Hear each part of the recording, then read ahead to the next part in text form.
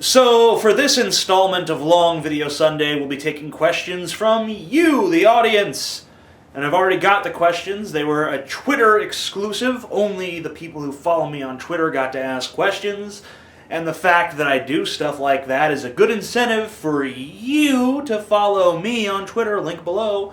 Also below, a link to my review of the terrible fucking film, just awful, Ballistic, Ecks vs. Sever. Now, I've reviewed some shitty films in the past. Transformers 2, Twilight, Aeon Flux. But this movie, I don't know. I had to exaggerate the horribleness of all those other movies, for entertainment value. You can't just say something was pretty bad, because then why are you bothering to make a video about it? But this movie, Ballistic, Ecks vs. Sever, is legitimately painful to watch, and if you want to see me go through hell, then click there and watch as I have a mental breakdown watching this frustratingly bad piece of garbage. So I have some questions here, as I said, from the Twitter sphere, Twitterverse, Tweetland. I don't know what they call Twitter exactly in terms of that. This is from Peter H. Spazoid. Were your parents religious?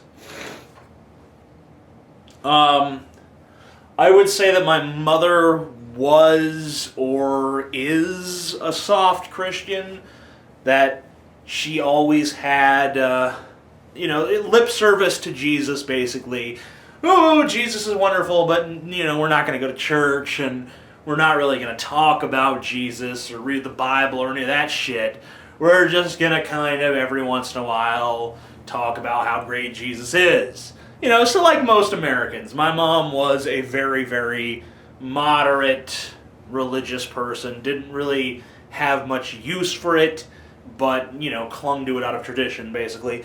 My father is a little bit more interesting.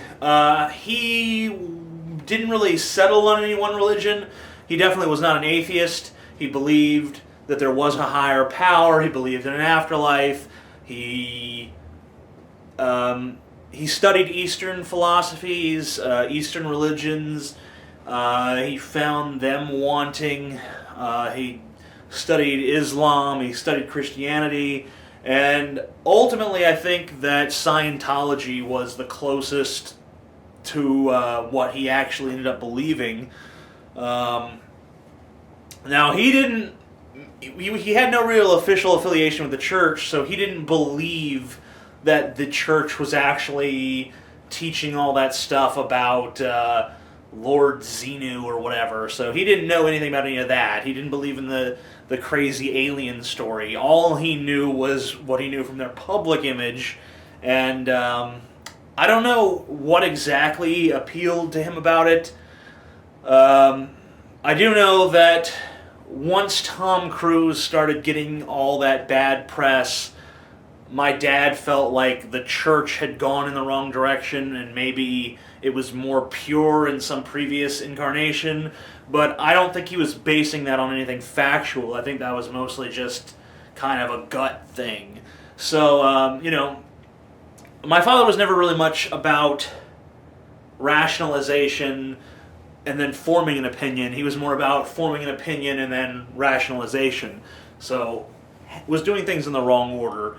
Not to disparage my father in any way, was a very intelligent man. Probably the most intelligent person I knew, but had a very faulty order of operations when it came to looking at the world and trying to discern things. Still, very powerful mind, just maybe not using it in the best way. Fishin' Inferno asks, will theamazingatheist.com ever actually come into being? Yeah, there's actually a website right now that theamazingatheist.mirocommunity.org. I guess I can link to that below as well. And right now, all of my videos are being posted there. I'm waiting on the site to make a few upgrades before I officially put it up at theamazingatheist.com. But if you want to go there now and check it out, there's absolutely no harm in doing so. Let's see what else we got. Sorry, I got a little bit of a... So I'm going to have to be... What a pleasant and soothing noise that is. Sonic Girl 21 asks, if you weren't making videos or writing books, what would you be doing employment-wise? I can't ever see myself working a 9-to-5 at a real job. I mean, I guess I could see myself doing it in a stint until I found some scam to run, but I can't see myself legitimately doing that for the rest of my life under any circumstances. And it's not because I'm lazy, although I am lazy, but I'm no more lazy than most people who have real jobs. The real problem is that I don't respect authority figures, so there's no way I could, have someone come to me and be like, hey, you're not chopping that sandwich right or something, working at Subway. I couldn't handle that. I'd just be like, fuck you! So can't really function in that sort of environment. So I don't know. Had to find something. Probably something illicit. If you... Oh, this is Bop Rock, by the way. If you created some big social networking site, what would you call it? I don't know. I guess that I would probably call it something obscene, like Cunt Twister. Because if you're going to own a huge social networking site, then why not have some fun and make everyone talk about how they're going to, cumguzzler.com tonight. No, it's not a porn site. It's just a social networking site. In fact, they don't even allow porn, but it's just called cumguzzler.com. The owner is kind of eccentric. Right, so something like that. Flananigan asks, why are news outlets in the States so obsessed with nonsense? Who cares that Obama stopped smoking? Really? Upset? Well, I don't know why they're obsessed with nonsense. I haven't really heard this story, so they couldn't be too obsessed with the story. I'm assuming that, mostly when I turn on CNN, it's like celebrity news. Or, you turn on, HLN, it's all stuff about, some kid that got kidnapped here, or, some outrageous thing that happened there, someone was murdered, it just, little things really don't matter that much in the grand scheme of things. But, they're interesting to people, and that's really what the news is supposed to do. It's supposed to tell us interesting facts about the world we all live in. So, I can't really blame the news. I mean, it is kind of interesting that Obama stopped smoking because he's the president. It's obviously not interesting if you or I quit smoking because we're just normal idiots. But, he's the president of the United States, and I know it really doesn't matter. The world is not going to change one way or the other. This isn't going to make or break anything, but it's still kind of fascinating. It gives us a little bit of a look into the life of, probably one of the most powerful men on the planet. So, I don't see it as being total nonsense without any sort of value. Nor do I really don't view anything that way, though. I really don't look at any pointless story and say, this is pointless. I mean, I used to up until recently, but the more I think about the world we all live in, the more I feel as though nothing is really more worthy of our attention than anything else. I feel like focus is the enemy. I think that just being so... I mean, I kind of learned to ride the zeitgeist and just go with the flow and absorb things. I'll sit down and...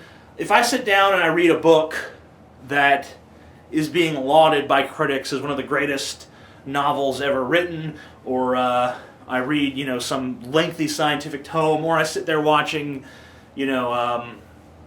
Pawn Stars on History Channel or whatever, is one of these activities really more valuable to me than any other?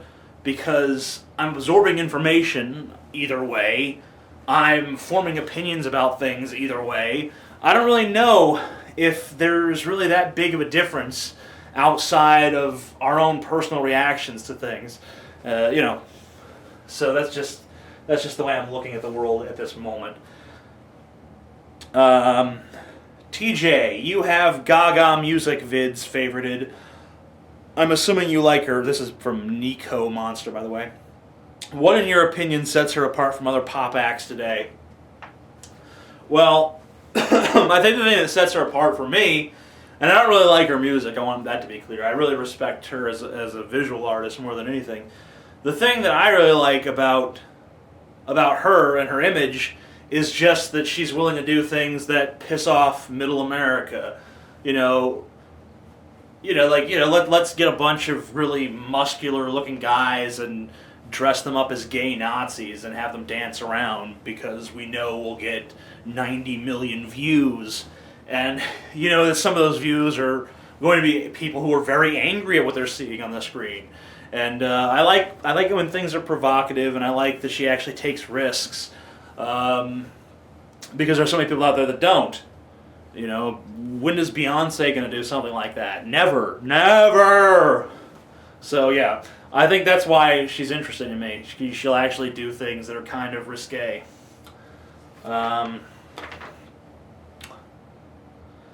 How do you balance your support?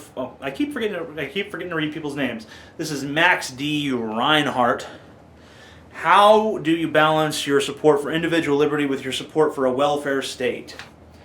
I don't know if I would call the state that I support a welfare state, but I think it's not that difficult for me. I guess when I was making the transition very early on from libertarian to liberal, I don't like the word progressive. I'm a liberal, damn it.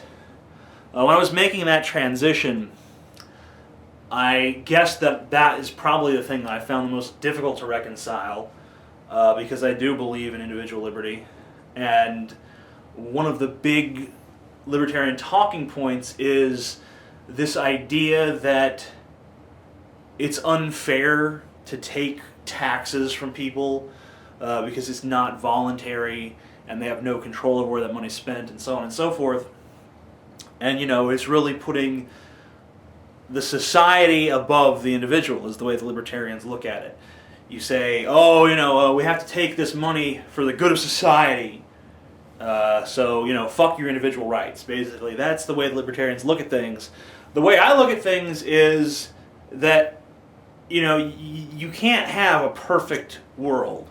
So, really, your choices are you let everyone keep all their money and don't collect any taxes whatsoever, because no one can agree on everything, and you just let the private sector handle everything, which is essentially what the libertarians propose. Some libertarians believe in some very limited taxation, for the sake of, courts and roads and the very bare essentials, but they don't believe in any sort of social programs at all. On the other hand, I don't view it that way, because I think that how can you exercise your individual rights if you don't feel like you're safe in your own country? If you have to be worried about where your next meal will come from, if you have to be worried that if you get sick you're going to lose your job. I think that to create a society where you take a little bit of money from the very richest for the benefit of everyone, that gives people more freedom, not less. You have to look at it from the actual results. Philosophically, we can say all day how this is unfair, you can't take the money from the rich people. But you look at the results at the end of the day, the rich people are still rich, they're not broke, but now the poor people have health care, and they have access to food, and they have access to housing, and they have a social safety net, which gives them more freedom. And there's more poor and middle class people than there are rich people. So we're not really just spreading the wealth here, we're spreading the freedom, the economic freedom that comes from having a safety net, from being able to be socially stable. So I view taxation of the rich and the upper middle class for the benefit of the middle and lower middle class and the poor I view that as creating more freedom. And I stand by that position. I don't see how anyone can contradict it. I know that there are people out there who will do their damnedest, but at the end of the day, I really don't see how it's possible.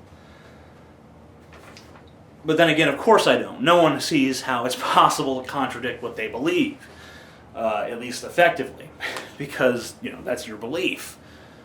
Most creationists just find it inconceivable that someone could come along and disprove creationism, even though it's been disproven hundreds of times over, disproved, rather.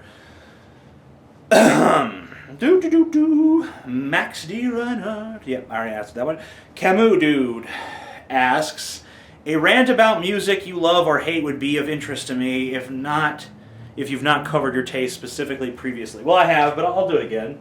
My friend Cody always gets after me for having really limited taste in music. He says that I don't like enough music out there, because Cody, he loves, just this giant smorgasbord of bands, this plethora of music, from all these little obscure bands that no one's ever fucking heard of.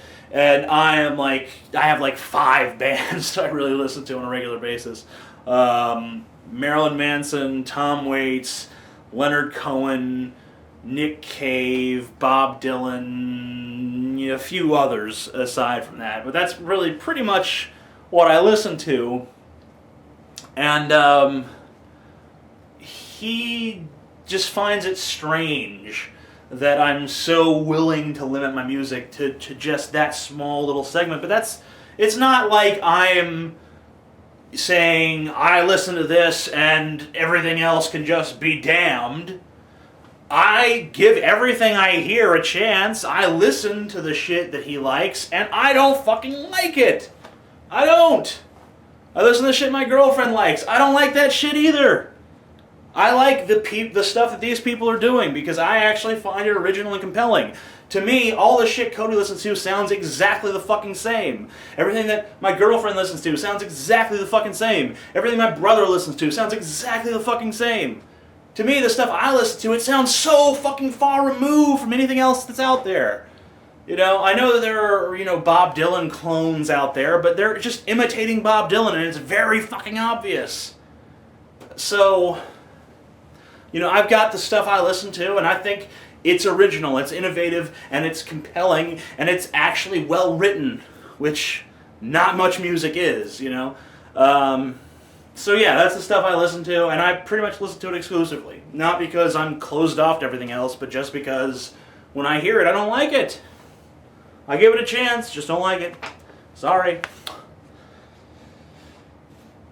The guy from Geeks asks, how do you decide on which videos to critique for your Sour Note series? Do you use Top Vivo videos? Yes, that's exactly what I do.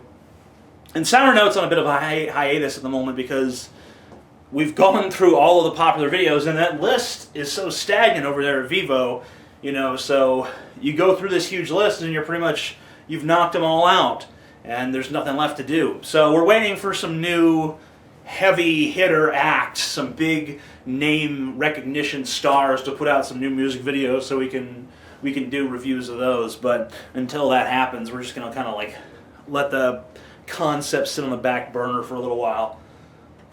And if anyone hasn't seen any of my Sour Notes, you can find them on my That Guy with the Glasses page. The Distressed Watcher is my name on that site, of course.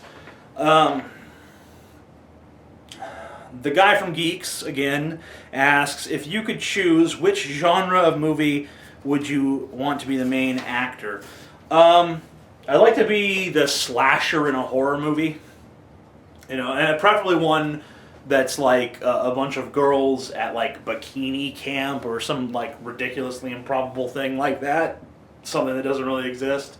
At least I doubt there's a bikini camp. But and the slashing college co-eds just like, die! That'd be pretty fun. Just, tits and blood and, thongs and, like lots of subversive humor thrown in for fun. I think that'd be a great movie.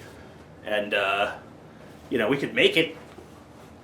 Someone send me like $20 million, I'll make that movie. No, I probably don't need $20 million. I could probably do it for like $500,000, but $20 million would be cool. Send it over. Let's see. We Spiral Down asks, what is your view on the increase of tuition fees by the Conservative government in the UK? Well, I don't really like to comment on other countries' politics for the most part because I really don't know what's going on. I don't live in the UK. I don't really understand the UK. So I'm very reticent to actually put out an opinion on this. And I don't know a lot about the issue.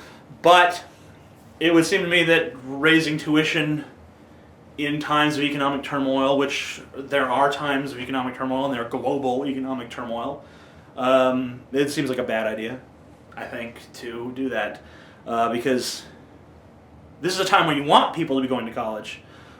You want people to be getting higher learning to advance their careers. You don't want a population of people who would have gone to college but decided not to because it was too expensive and now they're burger flippers. Or maybe that's what the UK does want. Maybe it realizes that all the upper echelon positions are filled and they need to create a few more burger flippers, so they're raising tuition prices. But no, it seems to me like you legitimately want a society of well-educated people as opposed to a society of poorly educated people, so let's educate the people.